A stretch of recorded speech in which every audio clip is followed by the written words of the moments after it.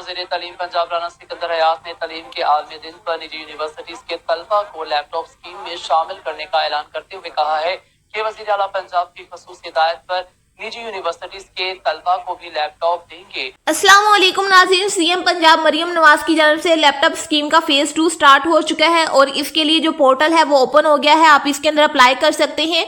इसकी registration start है और इस दफ़ा जो एक चीज़ मेन इंक्लूड की गई है वो ये है कि इसमें प्राइवेट यूनिवर्सिटीज़ के स्टूडेंट जो हैं वो भी इसके अंदर अप्लाई कर सकते हैं। यानी गवर्नमेंट जो यूनिवर्सिटीज़ के स्टूडेंट हैं पहले सिर्फ वो अप्लाई कर सकते थे फेज़ 1 के अंदर, लेकिन फेज़ 2 के अंदर इसमें प्राइवेट यूनिवर्सिटीज के स्टूडेंट भी अप्लाई कर सकते हैं। और इसके लिए जो क्वालिफिकेशन रिक्वायर्ड है वो इंटरमीडिएट है और इंटरमीडिएट के अंदर आपके 65% मार्क्स होने चाहिए, तो आप इसके अंदर अप्लाई कर सकते हैं। और इसमें जो अप्लाई करने की लास्ट डेट है वो है आपके पास 31 जनवरी 2026 से पहले आप इसके अंदर अप्लाई कर सकते हैं। और अब अगर मैं आपको बताऊं तो आप ये उन्होंने काउंटडाउन लगाया हुआ है कि यानी इतने दिन रह गए हैं अप्लाई करने के अंदर, ये आपकी डेडलाइन है, 6 दिन बाकी हैं, आप अभी इसके अंदर अप्लाई कर सकते हैं। और जो आपको लैपटॉप मिलेगा, जो सीएम लैपटॉप प्रोग्राम है 2025 में स्टार्ट हुआ था और अभी इसका फेज 2 है, इसमें जो लैपटॉप आपको मिलेगा वो इसकी थोड़ी सी डिटेल लिखी हुई है कि कोर 17-13 जनरेशन का लैपटॉप होगा। यानी ये बहुत अच्छा हाई क्वालिटी का लैपटॉप होता है। और इसके अंदर जो स्टोरेज है वो होगी आपके पास इतनी, आपके पास स्टोरेज होगी, मेमोरी भी high speed RAM, seamless multitasking memory होगी।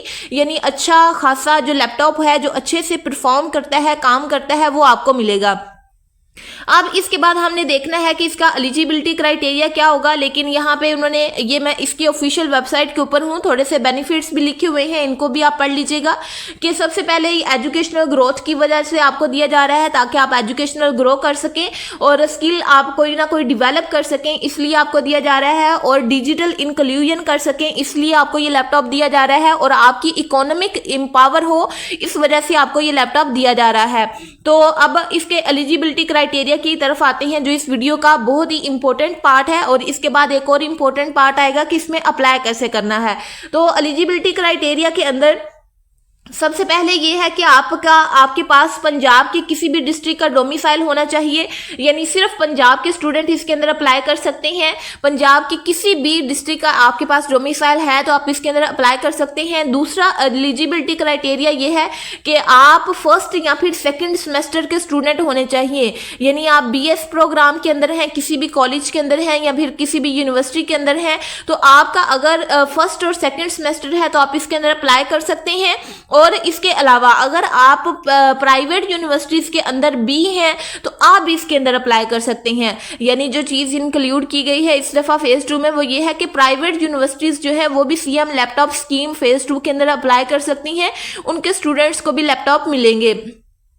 और इसके अलावा अगर आपने लिस्ट देखनी है कि यानी कौन कौन से प्राइवेट यूनिवर्सिटीज़, कौन कौन से प्राइवेट अदारे हैं जो इस स्कीम के अंदर इंक्लूड है, तो आप यहाँ पे क्लिक करके वो अपनी एक जो लिस्ट है उसको भी डाउनलोड कर सकते हैं। इसके अलावा अगर आप public medical and dental college के अंदर हैं तो आप फर्स्ट प्रोफेशनल एकेडमिक सेशन के अंदर हैं तो भी आप इसके अंदर अप्लाई कर सकते हैं। और इसके अलावा अगर आप बीएस नर्सिंग के अंदर हैं पब्लिक सेक्टर के अंदर तो भी आप इसके अंदर अप्लाई कर सकते हैं। और इसके अलावा जो दूसरा एलिजिबिलिटी क्राइटेरिया ये है वो है कि मार्क्स के हिसाब से आपके पास 65% मार्क्स होने चाहिए अगर आप पब्लिक सेक्टर यूनिवर्सिटीज़ के अंदर हैं। और अगर आप किसी प्राइवेट सेक्टर यूनिवर्सिटीज़ के अंदर हैं तो आपके ज़्यादा मार्क्स होने चाहिए। और अगर आप public sector medical and dental college के हैं तो आपके पास 80% मार्क्स होने चाहिए इंटरमीडिएट के। ये जो मैं मार्क्स आपको बता रही हूँ 65% और 80% ये इंटरमीडिएट के हैं। यानी अगर आप पब्लिक सेक्टर यूनिवर्सिटी में हैं तो आपके इंटरमीडिएट में 65% होने चाहिए। और अगर आप किसी मेडिकल डेंटल कॉलेज के अंदर हैं तो आपके 80% मार्क्स होने चाहिए इंटरमीडिएट के अंदर, तो आप इसके लिए अप्लाई करने के लिए एलिजिबल हैं।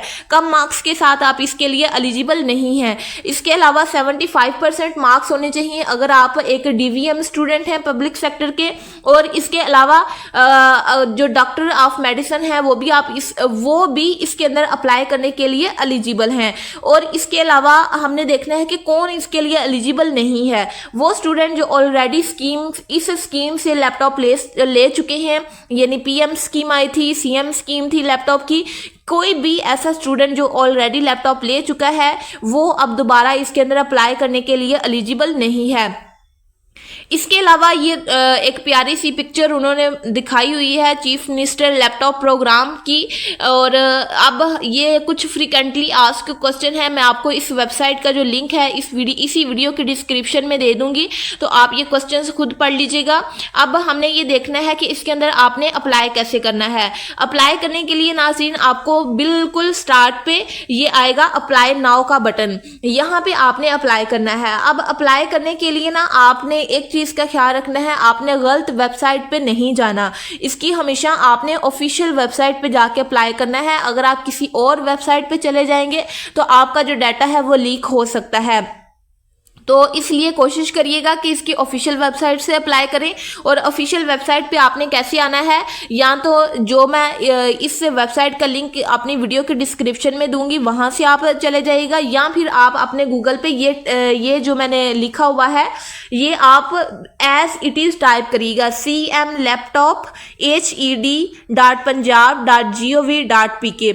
बिल्कुल इसी तरीके से आप अपने गूगल पे इसको टाइप करिएगा तो आपके पास ऑफिशियल वेबसाइट ओपन हो जाएगी। ना कोई स्पेलिंग बड़ा होना चाहिए ना छोटा होना चाहिए, सेम इसी तरीके से जैसे लिखा हुआ है इसी तरीके से आप गूगल पे लिखिएगा तो आपके पास आ जाएगी। आप देखते हैं कि इसमें अप्लाई करना है। अप्लाई नाउ पे आपने क्लिक किया तो जैसे ही आप अप्लाई नाउ पे क्लिक करेंगे तो आपके पास एक रजिस्टर का बटन आ जाएगा। यानी अगर आपने पहले अप्लाई नहीं किया हुआ या अपना अकाउंट क्रिएट नहीं किया हुआ तो आपने पहले खुद को रजिस्टर करना है।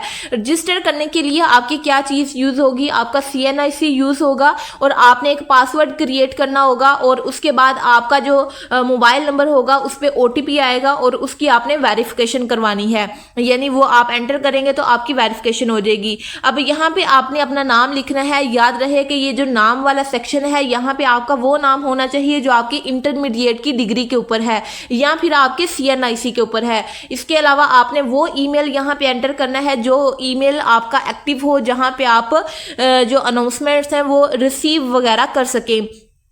और इसके अलावा आपने यहाँ पे जो अपना कॉन्टैक्ट है वो वाला देना है जिस पे आपने OTP रिसीव करना है जो आपके पास है, ताकि आप अपना OTP लेके जो आपके इस फ़ोन नंबर पे OTP आएगा वो आपने यहाँ पे एंटर करना होगा। तो वो वाला आपने यहाँ पे डालना है। इसके अलावा CNIC है, CNIC आप यहाँ पे अपना लगाएंगे। तो अगर आपके पास CNIC नहीं है तो आप इसके अंदर अप्लाई नहीं कर सकते, क्योंकि यहाँ पे लिखा हुआ है कि CNIC must belong to the applicant, यानी जिस बच्चे ने अपना इस स्कीम के लिए अप्लाई करना है उसका अपना CNIC होना चाहिए। इसके अलावा आप एक स्ट्रॉन्ग सा पासवर्ड क्रिएट करेंगे। अब बहुत सारे लोगों को ना पासवर्ड भूल जाता है, तो आपने क्या करना है, जैसे ही आपने यहाँ पे पासवर्ड लिखा आपने उसका स्क्रीनशॉट ले लेना है। इसके अलावा जो कंफर्म पासवर्ड है इसमें आपने क्या करना है कि वही पासवर्ड जो आपने ऊपर एंटर किया था उसको दोबारा यहाँ पे लिखना है, यानी आपने कंफर्म करना है। और एंटर कैप्चा के अंदर आपने ये जो चीज़ लिखी हुई है इसको आपने दोबारा यहाँ पे लिखना है। लाइक ये आपके पास है RPBE, थोड़ा टेढ़ा मेढ़ा लिखा हुआ है, तो आपने क्या करना है, एंटर कैप्चा पे लगा के आपने यही वाले स्पेलिंग आपने गौर से देख लेना है। अगर कोई स्पेलिंग छोटा है छोटा लिखें, अगर कोई बड़ा है तो बड़ा लिखें। इस तरीके से आपने एंटर कैप्चा करना है और फिर आपने साइन अप पे क्लिक कर देना है।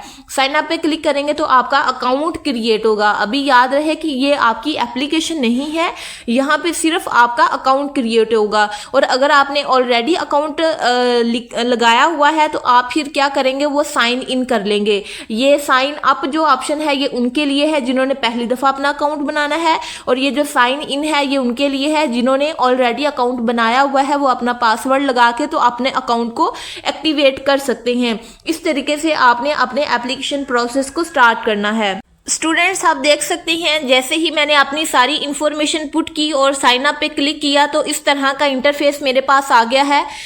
यानी ये कहते हैं कि आपने अपना पासवर्ड सेव करना है या नहीं करना, तो चाहे आप सेव कर लें चाहे ना करें। तो इसके बाद जो है OTP वेरिफिकेशन आती है, यानी जो जीमेल आपने लगाई थी उस पर अब आपका एक OTP आया है। मैंने अपनी जीमेल देखी है, उस पर मैं अपना एक जो OTP आया है वो यहाँ पे लिखती हूँ, तो हमारा OTP जो है वो वेरीफाई होगा। ये मेरे पास जो कोड आया है वो मैं यहाँ पे एंटर कर रही हूँ। ये मैंने अपना कोड यहाँ पे एंटर कर दिया। अब इसके बाद जो है मैं वेरीफाई पे क्लिक करूँगी। तो अब मैंने वेरीफाई पे क्लिक कर दिया है। ये आप देख सकते हैं वेरिफिकेशन सक्सेसफुल, इस तरह का हमारे पास ऑप्शन आ गया है। आपके पास ये आना चाहिए। अब मैं करती हूँ ओके पे क्लिक।